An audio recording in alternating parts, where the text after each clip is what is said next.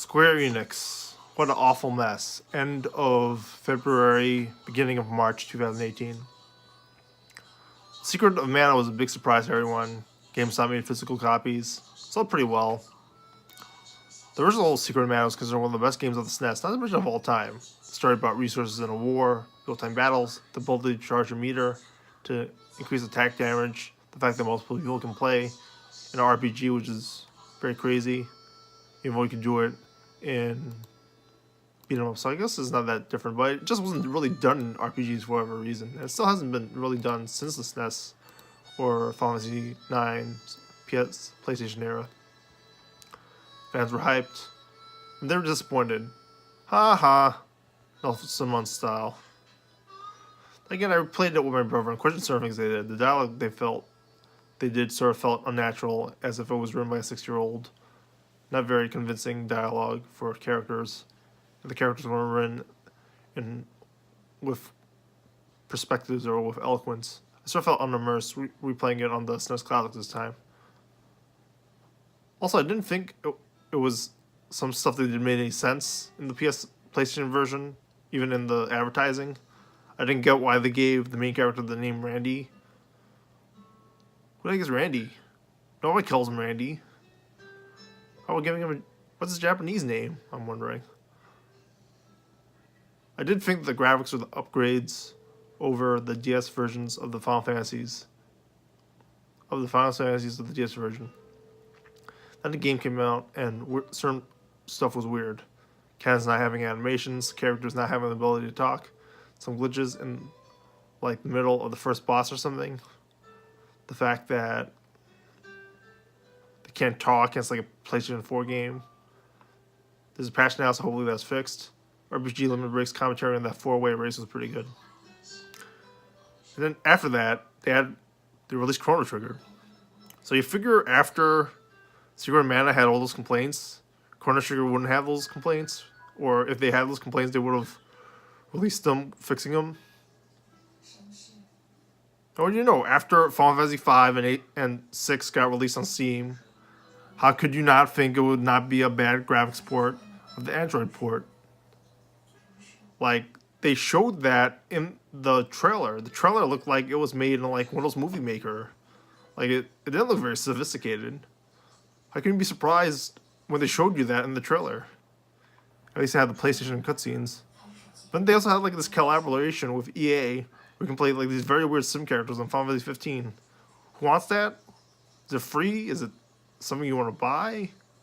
I even cringed at the idea that they even made the Royal Edition when the original game came out 2 years ago and it was like 33% the price of a brand new Royal Edition. I don't even think it was advertised like what they were going to have on it.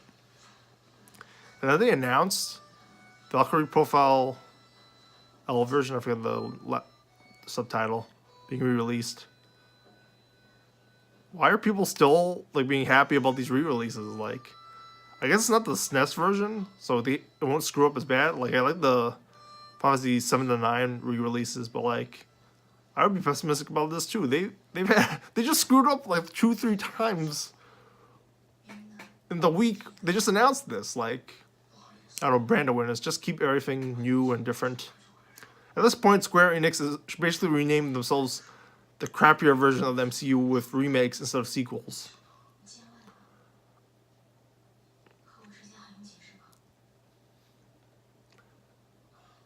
Marvel Kingdom Hearts Enix. Whatever. Marvel Kingdom Hearts. Anyway. Fullmetal Alchemist also came out this week and was done by Square-Enix. It has credits to Square-Enix. And there was some bad fan reactions. The critical reception was mixed, but still on the negative side with 40% on Rotten Tomatoes. So my first thoughts were, watching the film, the graphics are a little off, but it's like a live-action anime. They always do this with like Japanese Power Ranger actors and crews most of the time. They're mass-made. It looked pretty good from what I thought. I still might have been like my internet connection that I didn't think that the graphics looked like 4K or like didn't speed up as well. I also didn't have like the HD or 4K versions on my Netflix account approved, so that might have been a reason too. I don't know. They started this stuff out of the formula too. They didn't write the characters for people not familiar with the characters, and the characters didn't actually feel like the characters from the actual, at least the first anime. I don't watch the second anime. I didn't read the manga, but some stuff was missing that didn't convince me they were there, opposed to just cosplayers. The idea of Alphonse being afraid of not being real was a very interesting and smart part of him. Very interesting.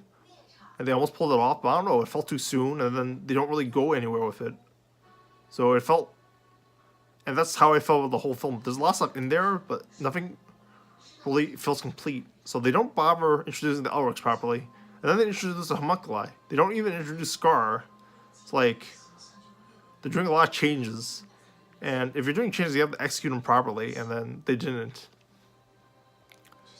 So they introduced the homunculi way too early. And the ending, like, someone dies, and it feels very bad considering that I don't know who these characters are. What's the point of the script? I don't understand the goal of either the Elrics or the homunculi. Runri's there, and she doesn't have blonde hair sometimes, so I'm not sure if it's her or not, or if it's someone other character. Otherwise, the protection is very good, despite the nitpicks. And I liked what I saw. I mean, I thought Kenshin was overhyped, but it felt like a legit copy, Christopher Columbus, Harry Potter copy of that stuff, opposed to this where it's just like... I thought it was probably better than the Christopher Columbus copy, actually, because like, it didn't feel like it was missing anything, like the Christopher Columbus Harry Potters were from the books. This felt like the non-Christopher Columbus ones, except they didn't make it as good as when they rewrote the stuff. Like, they just rewrote it, and then, like, nothing felt fulfilled. There wasn't, like, a full movie. It felt very incomplete. And those are my complaints about... if you watched it and you liked it, fine. It's not a big deal. I don't think it was the worst movie in the world, but, you know, I can see people's complaints. What are your thoughts on Square-Enix end of February, beginning of March, recently? Like, comment, subscribe.